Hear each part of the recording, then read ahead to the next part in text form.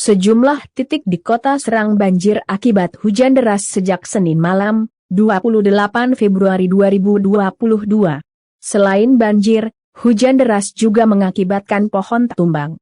Banjir seleher orang dewasa terjadi di daerah Cikulur, Singandaru, Kecamatan Serang. Banjir datang sekira pukul 5:30 WIB, Selasa, 1 Maret 2022. Bahkan kawasan wisata Ziarah Banten Lama tak luput dari banjir yang menerjang Kota Serang.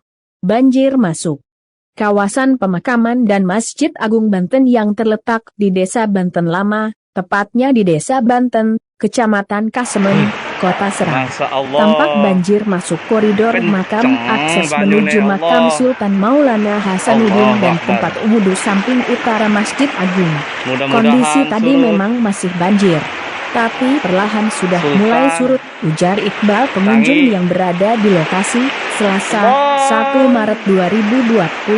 Bahkan beredar video amatir detik-detik sebuah rumah semi permanen terseret banjir di Sungai Cibanten, kawasan Jembatan Pelangi, Banten Lama.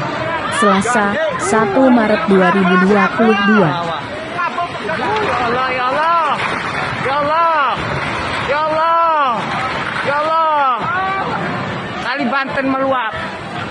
Kali Banten meluap, rumah hancur.